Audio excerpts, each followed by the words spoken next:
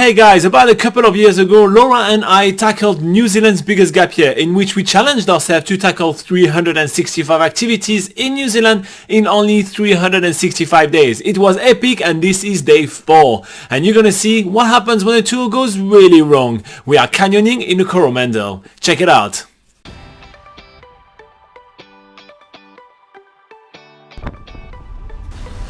The ride down to Sleeping Gods Canyon is a bit of an adventure in itself because you're going down this gravel road with loads of potholes. We're introduced to the rest of the people canyoning with us today. So there's Matt, Jess, Martin and Oscar. We get into somewhere deep in the forest and there's a little shed with lots of wetsuits and equipment ready for us. So we all suit up, put our wetsuits in packs. Now I don't know how that worked out, but Laura ended up carrying the gears of like 3 people, and there were one girl that literally didn't have a bag. How's it going, Laura? Awesome! You ready to swim? Yeah! For those that don't know what it is, so canyoning starts by carrying a lot of gears up the mountain and then going down the mountain following the canyon created by the river. But first we need to cross a river, which T, who is leading the group, she has a look at the river and she says, there's usually some stepping stones across here, but obviously it's just river rapids, so... But, you know, that doesn't stop us. We still all link arms and make our way across.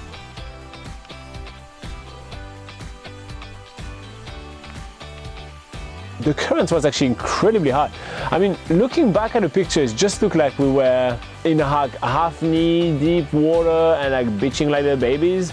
But honestly, the current was really strong, and the water, because of a few muddy landslides during the night, was very muddy, so you couldn't see where you were stepping. So you had no idea if you were stepping on a stable rock or on a hole or this and that. So that was quite fun. Quite a few people kind of half fall in the water, and that was cool.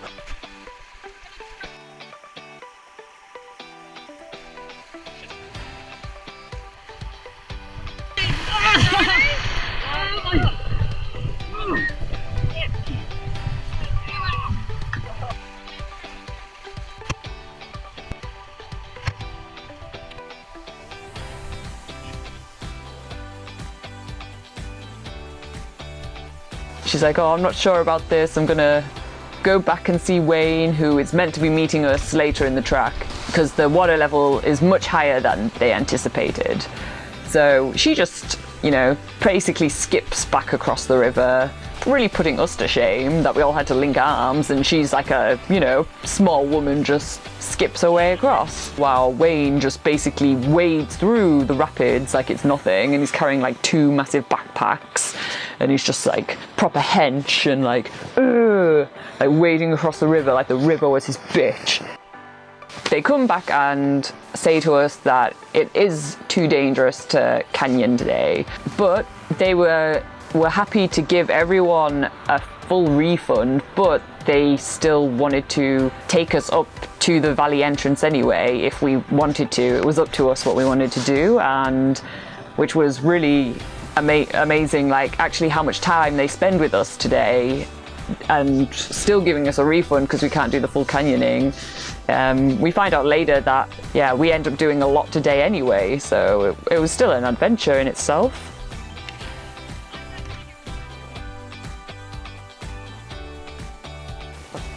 So our alternative option is to hike up the Billy Goat track up to the Sleeping Gods Canyon entrance.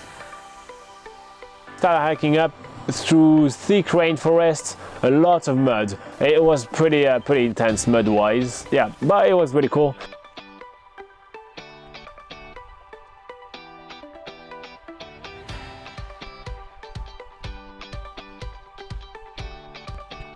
There's random railway lines coming down the hill, so that made some cool like photo opportunities.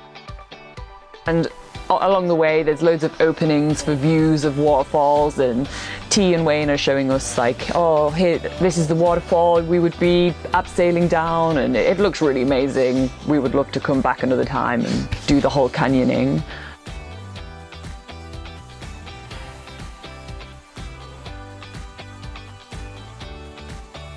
T and Wayne show us a plant which is meant to be very good if you have diarrhea, and it will, you know, bung up your system. Robin decides that it would be a good idea to try this. He was pretty excited. He was like, oh my god, yeah, I want to try some. So Robin eats the diarrhea plant, and the taste is too much for his delicate French palate to handle. Does not taste good. That's all I have to say.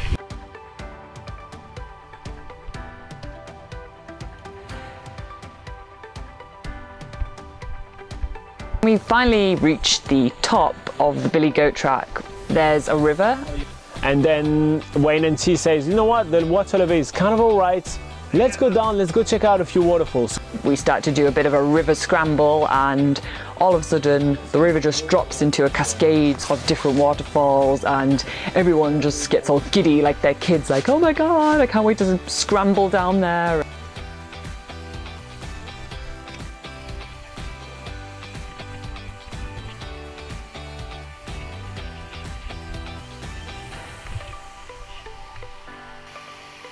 Wayne and T sort of help us across all the like river rapids, but there's a lot of stuff we can just do ourselves, so yeah, and it's really cool. And when we get to the entrance of the canyon, there's like a ledge, like where the waterfall just drops, and we all decide to get a photo at the end of the ledge.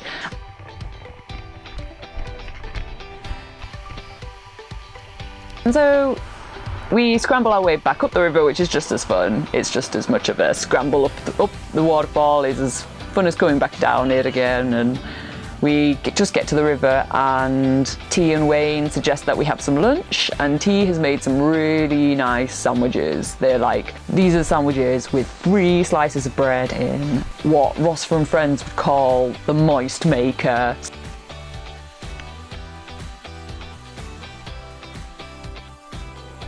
It's time to get home. We grab the bag back and start, you know, going back downhill. And then we made our way back down the same track, which is easier on the lungs, but a bit harder on the joints, but oh well, it was fun.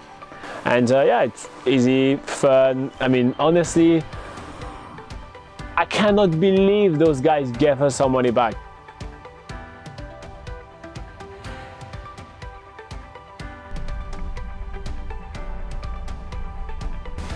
But the day is not over yet, because we still need to drive from Thames to Coromandel, which proves to be like, yeah, maybe about an hour and a half drive along the Pacific Coast Highway, which is so super scenic.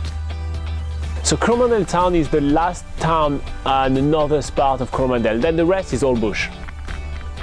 Like, let's stop at some beaches so I can take some pictures of the pretty sunset. And as it gets dark, we rock up to the Coromandel Top 10 holiday park.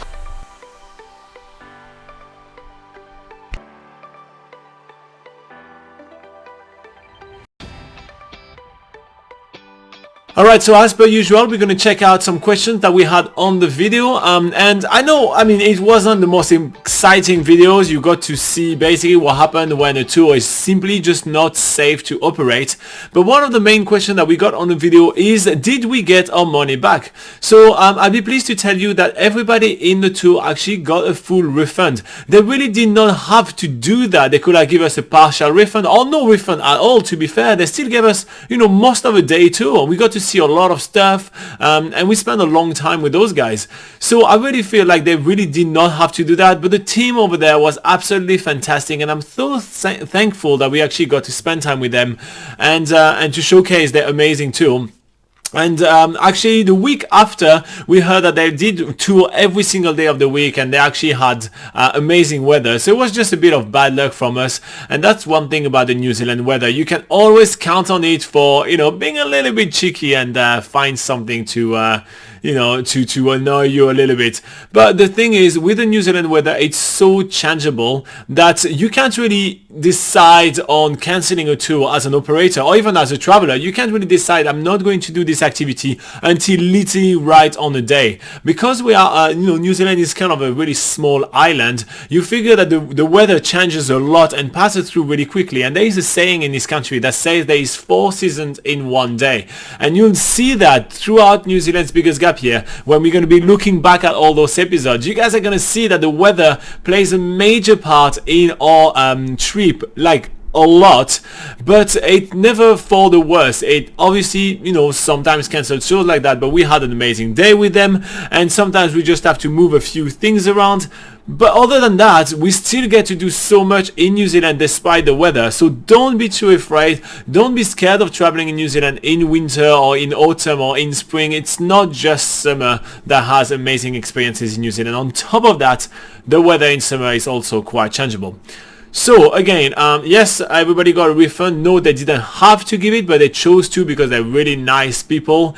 And no, we didn't have a bad day because the weather wasn't great. It was still an amazing day out, and we still recommend you guys to go and do it. It's one of the most unique places in the world to do canyoning, and I think you guys are absolutely gonna love it.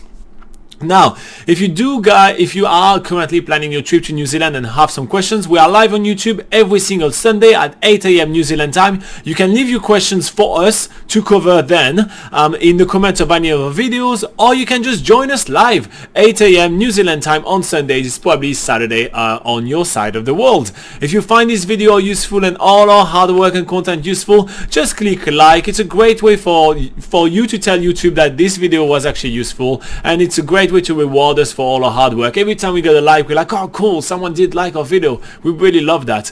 And yeah, if you want to subscribe and keep on watching our videos, feel free to do that. In the meantime, thank you very much for watching, and for 24/7 help for planning your trip to New Zealand, check out nzpocketguide.com. It's our travel guide to New Zealand. Bye bye.